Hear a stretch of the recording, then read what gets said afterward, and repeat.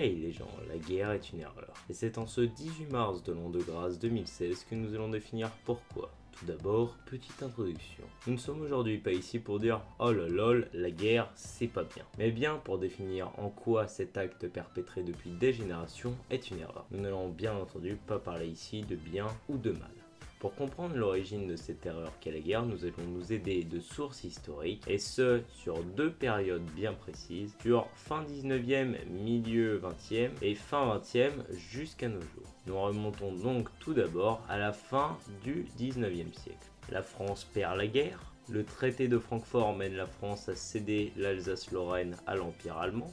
Ces deux événements qui, par effet de causalité, vont laisser place à une frustration française qui elle-même contribuera à la chute du pacifisme en France, ce qui amènera au déclenchement de la Première Guerre mondiale des années plus tard. Déjà, je pense que vous pouvez entrevoir en quoi une seule erreur faite peut conduire à de lourdes conséquences. Mais bon, continuons, vous le verrez encore mieux par la suite. Comme nous le savons tous, cette Première Guerre mondiale 14-18 se soldera par la victoire française, grâce aux Américains notamment. Mais cette guerre entraînera à son tour de lourdes conséquences. Le tristement célèbre Adolf Hitler va réussir à monter au pouvoir à cause de la fin de cette Première Guerre mondiale, à cause des dettes imposées par la France aux Allemands, et Adolf Hitler du coup, en promettant aux Allemands de pouvoir prospérer, de pouvoir récupérer leurs richesses et leur gloire d'antan, réussira à monter au pouvoir. Je m'arrête quelque peu sur ce point, je sais ce n'est pas extrêmement précis, mais je ne suis pas ici pour vous faire un cours d'histoire. Je suis simplement ici pour vous expliquer et pour démontrer en quoi la guerre est une erreur. Donc la guerre est déclarée à l'Allemagne par la France et l'Angleterre le 3 septembre 1939 suite à l'attaque de l'Allemagne sur la Pologne après avertissement. Vous le savez également, cette guerre sera remportée non sans mal par les Alliés. Elle aura causé d'énormes pertes civiles et le génocide d'un peuple, ce qui en fera le conflit armé le plus sanglant que le monde ait jamais connu. Vous faites un peu le lien avec le début là? Cette guerre qu'a perdu la France en 1870 contre l'Allemagne, ce qui lui a fait perdre via le traité de Francfort l'Alsace-Lorraine, qui a entraîné ensuite la Première Guerre mondiale, qui a entraîné ensuite la Deuxième Guerre mondiale, aura causé énormément de morts, de pertes et de douleurs. Et ceci à cause de quoi? D'une seule erreur. Vous voyez où je veux en venir? Bien sûr, des guerres, il y en aura d'autres durant ce 20e siècle. Mais nous allons directement faire un bond dans le temps pour arriver dans les années 80,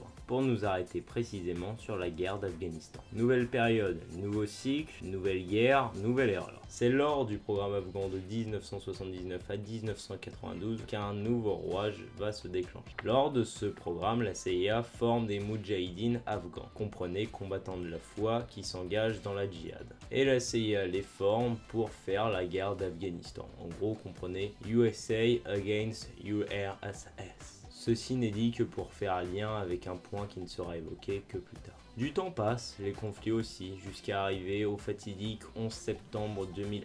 Vous savez, l'attentat au World Trade Center, tour jumelle. À la suite de ceci, la guerre contre le terrorisme est lancée. Et une intervention en Afghanistan sera mise en place de 2001 à 2004. Bon, je vous passe pas mal d'événements, mais en gros, entre temps, il y a eu pas mal de guerres au Moyen-Orient. Et à l'issue de ces guerres, de nombreux prisonniers formés par la CIA pendant le programme afghan se sont retrouvés dans les mêmes prisons. Sauf qu'une fois les Américains partis ayant laissé leur matériel, ces prisonniers sont restés seuls dans la prison et ont pu en sortir après avoir fomenté des plans. Sauf que ces prisonniers maintenant sont dangereux. Pourquoi?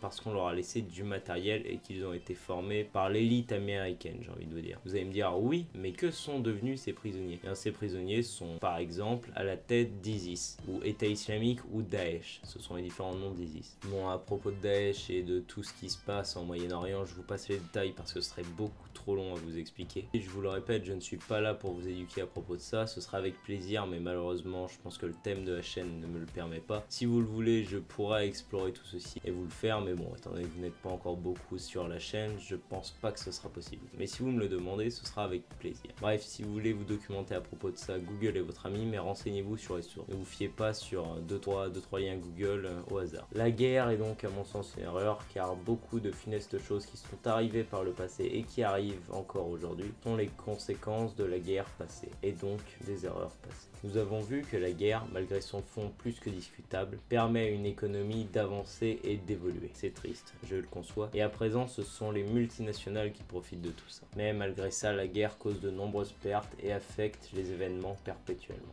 Ceci donc pour dire que l'erreur étant humaine, elle est vite arrivée. Et ceci, nous pouvons le constater tous les jours. Je ne vais cependant pas utiliser des si, car avec des si, nous refaisons le monde, et ici n'est pas le but. Notre but est simplement d'éviter de reproduire les erreurs du passé, car si à nouveau nous refaisions l'erreur de déclarer une guerre comme par le passé, bien cela aurait des conséquences bien plus graves qui pourraient aboutir à l'extinction de l'homme. Je ne veux pas être moralisateur, mais je pense que l'homme peut être bon et que c'est à nous, génération future, ou même vous qui êtes des générations un peu plus anciennes, c'est dans notre devoir et dans le vôtre de tout faire pour que notre espèce puisse prospérer, non pas seulement dans la guerre, mais au moins dans quelque chose de relativement sain. Ceci dit, je ne sais pas si la vidéo vous aura plu, mais nous aurons pu, à défaut de vous avoir instruit, ce qui n'est, je le répète, pas mon objectif, nous aurons vu à quel point une seule erreur peut aboutir à l'anéantissement d'un système, d'une économie ou d'un pays, et ainsi empêcher la paix de perdurer. À présent, j'espère que vous, au moins, pourrez vous immuniser contre ces erreurs, car l'homme n'a pas besoin de plus d'éléments autodestructeurs, il a juste besoin d'apprendre de ses erreurs, encore ces dernières puissent-elles être pédagogues. Sur ce, à plus, chères personnes en quête d'information, et à la prochaine fois. La prochaine fois, nous attaquerons un sujet un peu plus gai, l'erreur à ne pas faire, aimer. Allez, salut à tous, je vous souhaite bonne journée, bonne soirée, partagez, abonnez-vous.